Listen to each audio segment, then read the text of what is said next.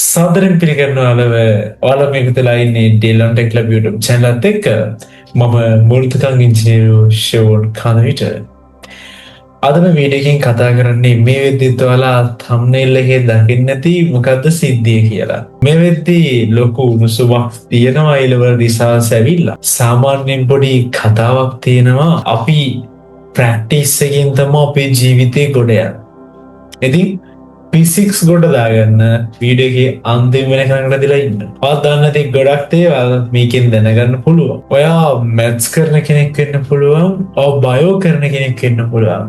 ඔයාලා දෙන්නටම මේක හරි වැදගත්. මොකද P6 කියලා කියන්නේ ඔය වර්ග දෙකටම මාරම වැදගත් සබ්ජෙක්ට් එකක්. ඇත්තටම P6 කිව්ව ගමන් ඔළුවට එන්නේ මොකක්ද? මාරම අමාරුයි. සෑහෙන අමාරුයි. ඒකට ප්‍රධාන කරුණු කාරණා කීපයක් බලපාන. මම ෆිසික්ස් වල බෑග්ග්‍රවුන්ඩ් එක කතා කරොත් ඇත්තටම භෞතික විද්‍යාව කියලා කියන්නේ ඔයා මොන ස්ට්‍රීම් එකකින් කරත් බයොලොජි කරත් ඔයා මැත්ස් කරත් ඔයාට ඔයාගේ ඉසෙඩ් ස්කෝ එක වැඩි කරගන්න පුළුවන් සබ්ජෙක්ට් එකක්. මොකද පේපර් එක ස්ටෑන්ඩඩ් එක වැඩි වෙන තරමට ඉසෙඩ් ස්කෝ එක වැඩි වෙනවා. සාමාන්‍යයෙන් බරපතල ලෙස අමාරු වෙන්න පුළුවන් පළවෙනි කාරණේ තමා ඔයාලා ඔන්න බයෝ කරන්න මැත්ස් කරන්න කලින් යන්නේ කවුරු ළඟටද? කලින් කරපු අයියලා අක්කලා ගිහිල්ලා අහනවා අයියේ අක්කේ කොහොමද ෆිසික්ස් ගත් කට්ටම කියන අම්මෝ ෆිසික්ස් නම් අමාරුයි. ඔක තමයි ඇත්ත.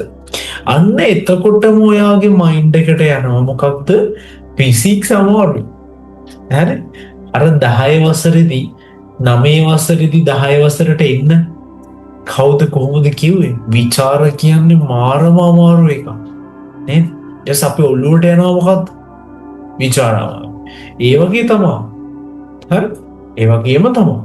හැබැයි මහණිකේ වැරද්දක් නැහැ. මොකද මම කියන්නේ එහෙම අපි යම් කිසි දෙයක් කරන්න කලින් ඒකේ වටපිටාවේ හැම දෙයක්ම අහන්න ඕනේ. හැබැයි මතක තියාගන්න එහෙම අහනවා නම් අහන්න ඕනේ එක්කෝ ෆිසික්ස් වල හොඳට වැඩ කරපු කෙනෙක්. එහෙම නැත්නම් කැම්පස් සිලෙක්ට් වෙච්ච කෙනෙක්. ඒකට හේතුවක් තියෙනවා. හිතන්නකෝ ඔයා ජීවිතේ වැරදුණු කෙනෙක්ගෙන් අහනවා ජීවිතය ගැන. ඒක සාර්ථක නැහැනේ. A level fail වෙච්ච කෙනෙක්ගෙන් අහනවා A level ගැන. සාර්ථකයිද ඒක? නෑ.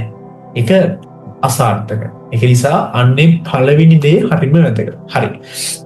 මේ විදිහට ඔයාගේ ඔළුවට ගිහින් තියනවා නම් අපි ඒක වෙනස් කරමු. එතකොට දැන් ඒක හොම්ම තියලා අපි යමු කතාවට. ඇත්තටම ෆිසික්ස් වල ඔයා ක්ලාසස් යනවා එහෙම නැත්නම් ස්කූල්ස් වලදී ඉගෙන ගන්නවා තියරි එක. ඒ වගේම පේපර් ඩිස්කෂන්ස් වලදී පේපර් එක ඉගෙන ගන්නවා. ඔයා ගොඩක් වෙලාවට තියරි එක ඒ වෙලාවෙ ඉගෙනගෙන ඒ පොඩි කාලයක් තුල කරන තියරි එක මදි ඔයාගේ ෆිසික්ස් වර්ධනය කරගන්න. ඒක පළවෙනිම දේ. හරි? මොකද ඒකට හේතුවක් තියෙනවා. ෆිසික්ස් කියලා කියන්නේ හදන තරමට ප්‍රැක්ටිස් වෙන තරමට තමයි ඔයාගේ ෆිසික්ස් සබ්ජෙක්ට් එක කොට දාගන්න පුළුවන්.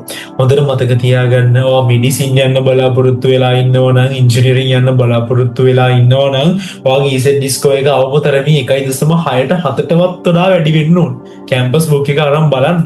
මංගාවට උපදෙස් ගන්න නැහැන හැම A level ස්ටුඩන්ට් කෙනෙක්ට මම කරන පළවෙනිම දේ තමයි කැම්පස් බුක් එකේ ඉසෙඩ් ස්කෝ එක පෙන්නලා ඒක කොච්චර ස්ටෑන්ඩඩ් එකකද තියෙන්නේ තමන් කොච්චරක් වැඩ කරන්න පුළුවන් කියන එක තමයි මුලින්ම ඔළුවට දාන්න.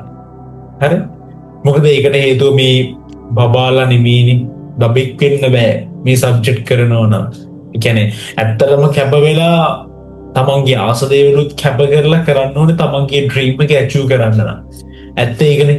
එතකොට ඔයා ක්ලාස් එකේ කරන තියරි එක මදි. මං කියන්නේ ඔයා පුළුවන් තරම් ප්‍රශ්න කරන්න ඕනේ.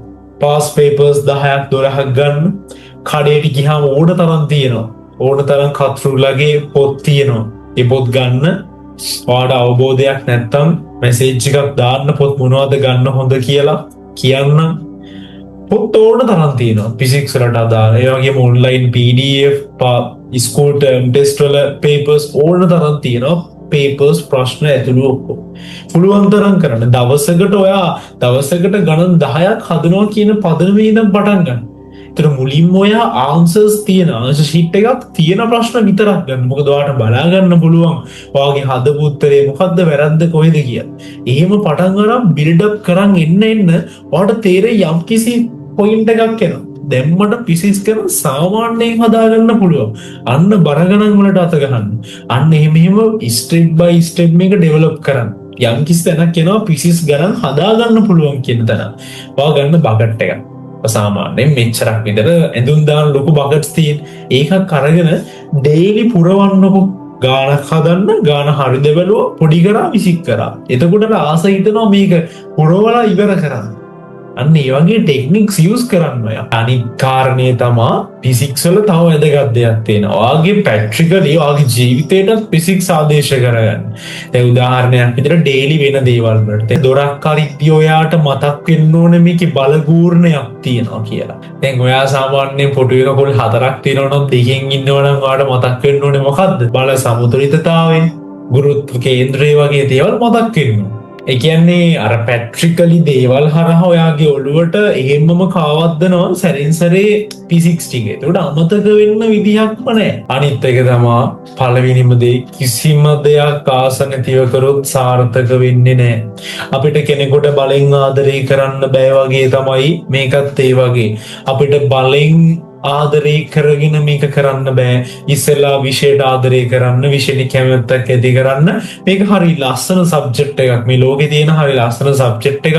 ඒක ආසාවෙන් කරන්න. හොඳට කියන්නේ හීන දකින්න, ලස්සනට මේක දකින්න. එච්චරම ඔයාලකින් ඉල්ලන්නේ. ඒක නිසා මේ අවුරුද්දේ අයියලා අක්කලට වෙච්ච දේ ඔයාලට වෙන්න දෙන්න එපා. අනේ ඒකයි මගේ අවසාන ඉල්ලීම. ප්‍රශ්න තියෙනවා නම් කමෙන්ට් කරන්න. මං කියන්නේ ඔයාලා හැමෝම ගොඩ යන්න ඕනේ. ලක්ෂ ගාණක් වටින ඩිග්‍රී එකක් නොමිලේ දෙන එකම තැන තමයි ගවර්න්මන්ට් යුනිවර්සිටි කියලා කියන්නේ. එතෙන්ට යන්න ඒක හරි ලස්සනයි, ඒක හරි සුන්දරයි. ඉතින් මං හදවතින්ම ප්‍රාර්ථනා කරනවා ඔයාගේ හීන හැබෑ වෙන්න කියලා. හැබැයි නිකන් හීන හැබෑ වෙන්නේ නැහැ. අද ඉඳලා හොඳට මහන්සි වෙලා පාඩම් වැඩ කටයුතු කරන්න පුළුවන් තරම් ඔයාට ආස හිතෙන ටෙක්නික්ස් යූස් කරන්න. ටේබල් එකේ පොඩ්ඩක් ලස්සනට තියාගන්න. ෂෝට් ටිප්ස්, ෂෝට් නෝට්ස්, අනම්මන නෝට්ස් ලස්සනට මේ වැඩේ පිළිවෙලටම කරන්න. නෙක්ස්ට් ලෙවල් එකට වැඩේ ඉවර කරන්න. එහෙනම් good luck. ඔයාලා හැමෝටම ජය වෙන්න කියලා ප්‍රාර්ථනා කරනවා. ඉතින් අපි සබ්ස්ක්‍රයිබ් කරලා තියාගන්න. ඉස්සරහට වැදගත් වීඩියෝස් ගොඩක් ගේනවා. ඉතින් අදට ගිහින් එන්න.